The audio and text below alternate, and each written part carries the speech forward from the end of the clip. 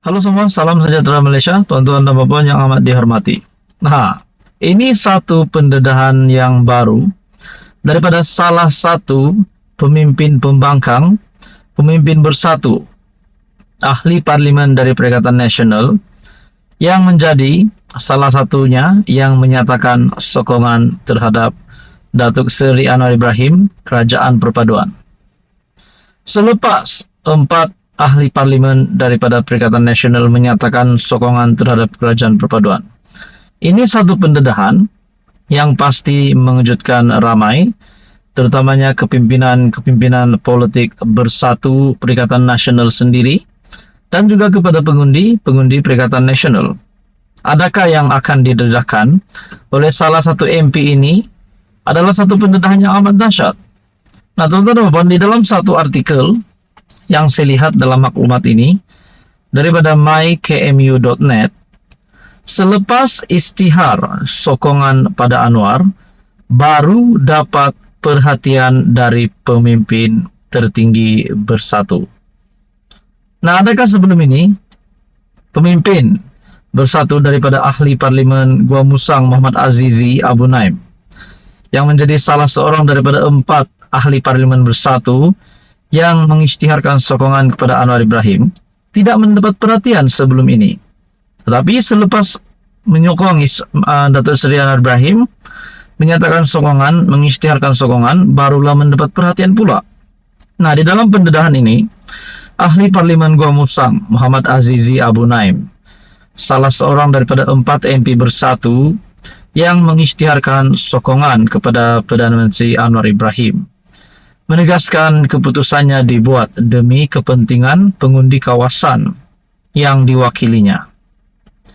NST melaporkan Muhammad Azizi yang sebelum ini berdiam diri di tengah-tengah persoalan yang tercetus kerana tindakannya itu, berkata 5 pemimpin tertinggi bersatu menghubunginya. 5 pemimpin tertinggi bersatu telah menghubungi saya, termasuk Presiden Parti, tetapi saya tidak bersedia untuk menjelaskan butiran panggilan itu. Saya menerima panggilan mereka selepas 4 tahun menyertai parti itu.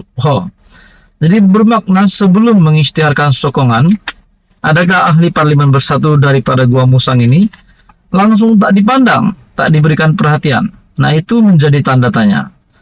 Di dalam artikel ini lagi, menurut NST, Azizi menyatakan kesediaan untuk menghadapi sebarang kemungkinan akibat atas keputusannya itu. Saya membuat keputusan untuk kepentingan rakyat di kawasan saya. Saya harap pengundi faham dan saya serahkan kepada mereka untuk menilai saya, kerana kehadiran saya di parlimen juga adalah atas kepercayaan mereka. Azizi juga menegaskan bahawa walaupun dia telah meminta untuk menukar tempat duduknya di Dewan Rakyat bersama 3 lagi ahli parlimen bersatu, namun dia akan kekal menjadi sebahagian daripada wakil pembangkang. Selain Azizi, 3 lagi ahli parlimen bersatu yang menyokong Anwar ialah Zahari Kecik, Iskandar Zulkarnain dan Suhaili Abdul Rahman. Tuan-tuan dan puan, saudara-saudara, ini adalah pendedahan daripada ahli parlimen Gua Musang yang menyatakan selepas 4 tahun dia terima panggilan mereka. Menurut artikel ini, saya menerima panggilan mereka selepas 4 tahun menyertai parti itu. Apa komen Anda? Teruskan bersama di dalam channel ini untuk info yang seterusnya. Halo semua, salam sejahtera Malaysia, tuan-tuan dan puan yang amat dihormati semua. Sudah pasti ramai sudah mengetahui, mendapat maklumat yang tergempar, di mana ahli parlimen Muar, salah satu ahli parlimen yang menjadi sebutan ramai selepas Syed Saddiq Syed Abdul Rahman disahkan terima hukuman penjara 7 tahun, denda RM 10 juta dan juga 2 sebatan. Namun apa yang dilakukan Syed Saddiq selepas menerima hukuman tersebut? Nah, di dalam sebuah artikel menyatakan Syed Saddiq mohon penjara atau denda sahaja tanpa sebatan. Nah, di dalam artikel daripada Sinar Harian, ahli Parlimen Muar Syed Saddiq menyatakan beliau meminta ataupun memohon penjara atau denda sahaja tanpa sebatan. Pasukan pembelaan memohon kepada Mahkamah Tinggi pada Kamis supaya ahli Parlimen Muar Syed Saddiq Syed Abdul Rahman dikenakan hukuman ringan dalam bentuk penjara atau denda sahaja. Peguam Haijan Omar mewakili Syed Saddiq memohon perkara itu tanpa menyebut mengenai peruntukan hukuman sebatan. Haijan berkata bekas Ketua Angkatan Bersatu Anak Muda Armada Bersatu itu menyesal akur dan muhasabah diri di atas keputusan berkenaan. Syed Saddiq tidak memperoleh keuntungan daripada pertuduhan yang dikenakan terhadapnya. Katanya ketika sesi mitigasi di hadapan hakim Datuk Azhar Abdul Hamid.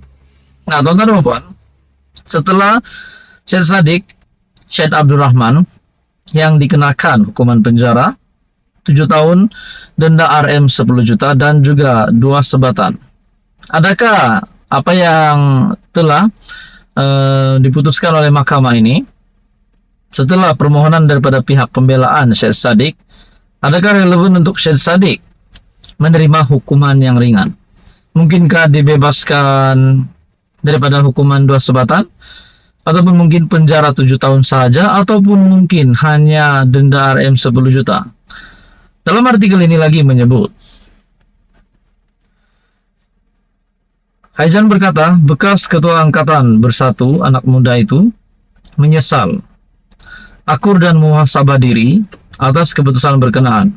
Sementara itu, seorang lagi peguamnya, Gobind Singh Deo, dalam hujahannya memohon mahkamah menimbangkan faktor mitigasi di mana semua pihak menerima bahwa Syed Saddiq tidak menggunakan duit untuk tujuan pribadi.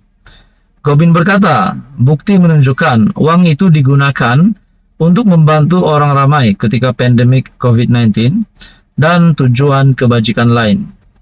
Kami juga memohon mahkamah menimbangkan pembelaan tertuduh sebelum menjatuhi hukuman, katanya.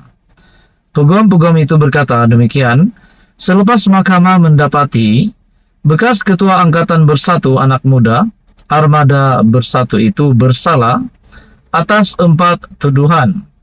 4 pertuduhan bersubahat pecah amanah, salah guna harta dan pengubahan uang haram, EMLA, berkaitan dana Angkatan Bersatu Anak Muda Armada.